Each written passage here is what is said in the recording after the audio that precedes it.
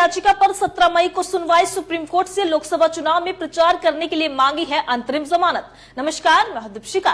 झारखंड के पूर्व मुख्यमंत्री हेमंत सोरेन की गिरफ्तारी को चुनौती देने वाली याचिका पर सुप्रीम कोर्ट में आज सुनवाई हुई। बता दें कि झारखंड के पूर्व मुख्यमंत्री हेमंत सोरेन की याचिका पर अब 17 मई को सुनवाई होगी।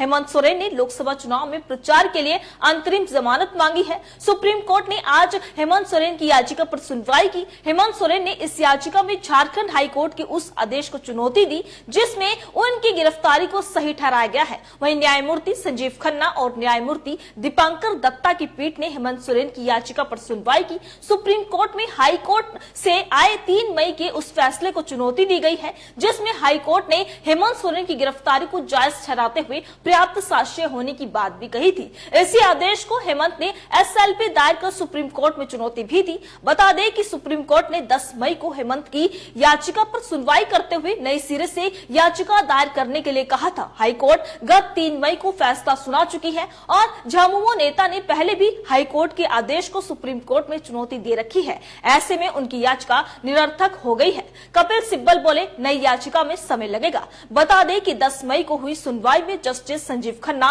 और जस्टिस दीपांकर दत्ता की बेंच ने कहा कि हाईकोर्ट द्वारा फैसला सुनाए जाने के बाद से याचिका निरर्थक हो गई है। सोरेन की ओर से सीनियर एडवोकेट कपिल सिब्बल की पीठ से याचिका को मानने का अनुरोध करते हुए कहा गया कि ईडी नई याचिका में अपनी प्रतिक्रिया के लिए और समय मांगेगा जिससे और देरी होगी, जिस पर खंडपीठ ने कहा कि सभी दलीलों को नई याचिका माना जा सकता है। ईडी ने 31 जनवरी को किया था गिरफ्तार। जी हां, रांची जिले के बड़गाई अंचल में लगभग 8.5 एकड़ जमीन की अवैध तरीके से खरीद बिक्री मामले में ईडी ने झारखंड के पूर्व सीएम हेमंत सोरेन पर कार्रवाई की है। इस मामले में पूछताछ के लिए ईडी ने सीएम को 11 समन भेजे थे। इनमें से केवल 2 समन में उन्होंने ईडी के सवालों के जवाब दिए। बता दें कि 11वें समन पर जवाब तलब के लिए ईडी के अधिकारी 31 जनवरी को उनके आवास पर पहुंचे। यहां पूछताछ के बाद उन्हें गिरफ्तार कर लिया गया। इसी कार्रवाई और गिरफ्तारी को उन्होंने हाई कोर्ट में चुनौती दी थी। झारखंड के पूर्व सीएम हेमंत सोरेन का मामला क्या है,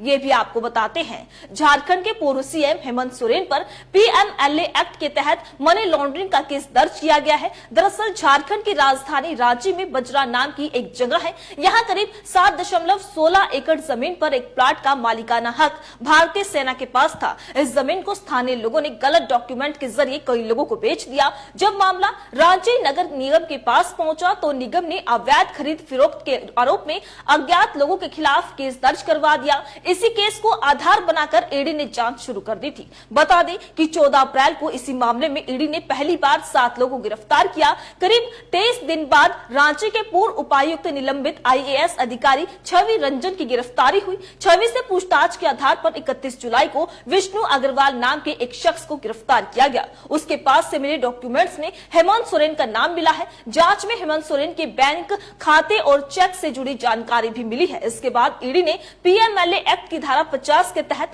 हेमंत सोरेन से पूछताछ के लिए उन्हें समन भेजा। 10 बार समन भेजे जाने के बावजूद हेमंत ईडी के सामने पेश नहीं हुए। इसके बाद समन भेजने के बावजूद पेश नहीं होने पर आईपीसी की धारा 174 के तहत 31 जनवरी 2024 को उन्हें गिरफ्तार कर लिया गया। इस मामले को लेकर आज सुप्रीम कोर्ट में सुनवाई हुई है जिसमें झारखंड के पूर्व मुख्यमंत्री हेमंत सोरेन की याचिका पर अब 17 मई को सुनवाई होगी। इस खबर को लेकर आपकी क्या राय है, हमें कमेंट करके जरूर बताइएगा। इसी तरीके से देश और दुनिया से जुड़ी हर छोटी से बड़ी अपडेट के लिए एफबीएन यानी फ्रंटलाइन ब्रेकिंग न्यूज के साथ बने रहिएगा। धन्यवाद।